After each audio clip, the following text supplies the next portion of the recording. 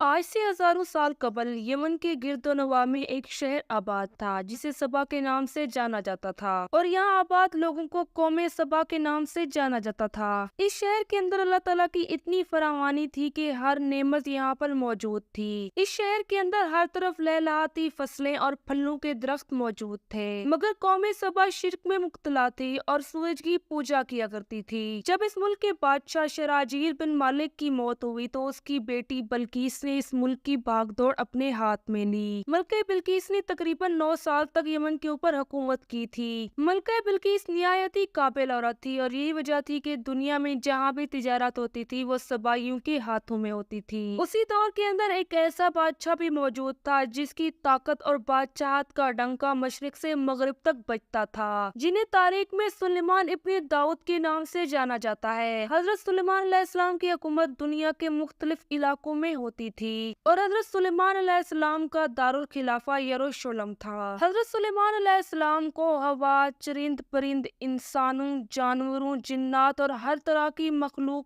پر حکمرانی عطا کی گئی تھی۔ حضرت سلیمان علیہ السلام نے اپنے دربار میں ایک دن ایک بڑی دعوت دی جس میں تمام جنات، انسانوں، چرند پرند، جانوروں اور ہر طرح کی مخلوق کو بلایا گیا۔ جب ساری مخلوق دربار میں آ گئی تو ایک ہدہد نہ آیا جو کہ حضرت سلیمان علیہ السلام کا پسندیدہ پرندہ تھا۔ جب حضرت سلیمان علیہ السلام نے پوچھا کہ ہدہد کہاں پر ہے، باقی تمام مخلوق تو آ چکی ہے لیکن ہدہد ابھی تک نہیں آیا، اگر اس نے آج اپنے لیٹ آنے کی وجہ بیان نہ کی تو میں اسے آج ہی ذبح کر دوں گا یا پھر میں اسے سخت سزا دوں گا۔ ابھی حضرت سلیمان علیہ السلام یہ باتیں کر ہی رہے تھے کہ ہدہد جلدی سے وہاں پر آ گیا۔ جب حضرت سلیمان علیہ السلام نے ہدہد سے دیر سے آنے کی وجہ پوچھی تو ہدہد نہایت ہی احتراماً الفاظ میں کہنے لگا کہ میں اڑتے اڑتے ملک سبا چلا گیا تھا۔ میں نے وہاں پر دیکھا کہ اس ملک کی بادشاہ ایک عورت ہے اور وہ لوگ شرک میں مبتلا ہے، سورج اور چاند کی پوجا کرتے ہیں، بلکہ اس ملک کی رانی کے پاس بے شمار طاقت اور دولت بھی موجود ہے۔ جب حضرت سلیمان علیہ السلام نے ہدہد کی باتیں سنی تو حضرت سلیمان علیہ السلام نے فرمایا کہ اگر تمہاری باتوں میں اس قدر سچائی ہے تو تم میرا خط لے کر ملکہ بلقیس کے پاس جاؤ تاکہ وہ لوگ شرک سے باز آ جائیں، اور خط پہنچا کر وہاں پر بیٹھ کر سننا کہ وہ لوگ میرے بارے میں کیا گفتگو کرتے ہیں اور اس خط کے بارے میں ان لوگوں کی کیا رائے ہے۔ حضرت سلیمان علیہ السلام نے جو خط ملکہ بلقیس کی طرف روانہ کیا وہ کچھ یوں تھا: شروع اللہ کے نام سے جو بڑا مہربان اور نہایت ہی رحم کرنے والا ہے۔ یہ عزت والا خط سلیمان ابن داؤد کی جانب سے ملک سبا بلقیس کی طرف ہے۔ جو ہدایت کی پیروی کرے اس کے لیے سلامتی ہے، مجھ پر غلبے کی خواہش نہ کرو، میرے مقابلے میں سرکشی اختیار نہ کرو، بلکہ فرما بردار اور مطیع ہو کر میرے پاس آ جاؤ۔ حضرت سلیمان علیہ السلام نے یہ خط ملک سبا کی ملکہ بلقیس کے لیے اور اس کی قوم کے لیے لکھا جو کہ گمراہی کا شکار تھی۔ جب ہدہد وہ خط لے کر ملکہ بلقیس کے پاس آیا تو وہاں پر تقریباً 300 کے قریب سردار موجود تھے۔ جیسے ہی ان لوگوں نے یہ خط سنا تو وہ لوگ طیش میں آ گئے اور کہنے لگے کہ ہمیں اس کا سخت رد عمل دینا چاہیے۔ ملکہ بلقیس جو کہ نہایت ہی قابل خاتون تھی، اس نے ان لوگوں کو سمجھایا کہ یہ خط کسی عام شخص کا نہیں ہے، یہ یا تو اللہ تعالیٰ کا کوئی نیک پیغمبر ہے یا پھر کسی ملک کا بادشاہ ہے۔ اس نے اپنے لوگوں سے کہا کہ میں سلیمان علیہ السلام کی طرف ایک تحفہ بھیجوں گی، اگر وہ نبی ہوں گے تو اس تحفے کو ہرگز قبول نہ کریں گے، لیکن اگر وہ بادشاہ ہوئے تو وہ اس تحفے کو قبول کر لیں گے، اور جب وہ اس تحفے کو قبول کریں گے تو ہم ان کے خلاف ایک بڑا لشکر لے کر جائیں گے اور ان سے جنگ کریں گے۔ اس سے پہلے کہ ملکہ بلقیس کا وہ قافلہ جس کے اوپر اس نے تحفوں کو بھیجنا تھا وہ حضرت سلیمان علیہ السلام کی طرف پہنچتا، ہدہد نے آ کر حضرت سلیمان علیہ السلام کو سارا ماجرا بتا دیا۔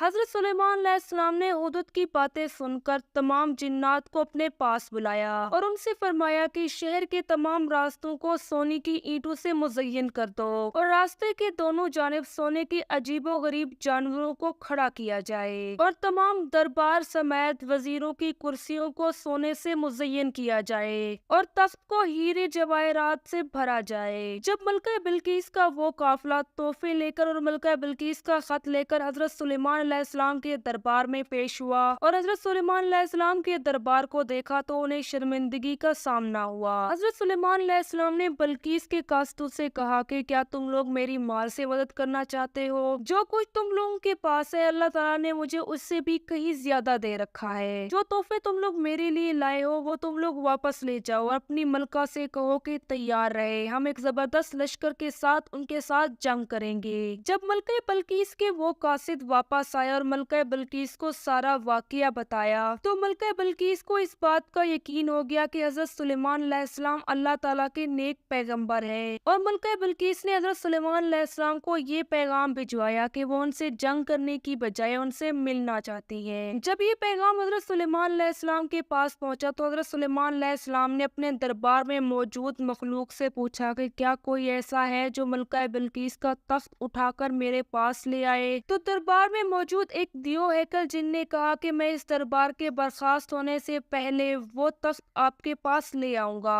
दरबार में एक शख्स ऐसा भी मौजूद था जो कि किताब का इल्म रखता था। वो हजरत सुलेमान अलैहिस्सलाम से कहने लगा, मैं आपके पलक झपकने से पहले ही ये तख्त आपके दरबार में ला रखूंगा। जब हजरत सुलेमान अलैहिस्सलाम ने मुड़कर देखा तो वो तख्त आपके दरबार में मौजूद था। जब हजरत सुलेमान अलैहिस्सलाम ने उस तख्त को देखा तो पुकार उठे कि ये सब मेरे अल्लाह ताला की मुझ पर करम नवाजी है ताकि मुझे वो आजमा सके कि मैं उसका शुक्र अदा करता हूँ या ना शुक्री। कहा जाता है कि ये शख्स हजरत सुलेमान अलैहिस्सलाम का कोई दोस्त था और एक और रिवायत में ये भी कहा जाता है कि ये हजरत सुलेमान अलैहिस्सलाम का तायाजाद भाई था। इस तख्त की ऊंचाई 80 हाथ, गर्ज 30 हाथ थी और लंबाई 60 हाथ के बराबर थी। हजरत सुलेमान अलैहिस्सलाम ने वहाँ पर मौजूद लोगों से कहा कि क्या तुम लोग इस तख्त को मजीद इससे बेहतर बना सकते हो? तो वहाँ पर मौजूद एक जिन ने कहा कि जी हजूर, मैं इसको इससे भी मजीद बेहतर बना सकता हूँ। तो हजरत सुलेमान अलैहिस्सलाम के हुक्म पर उस तख्त को मजीद बेहतर बनाया गया और उसके अंदर मजीद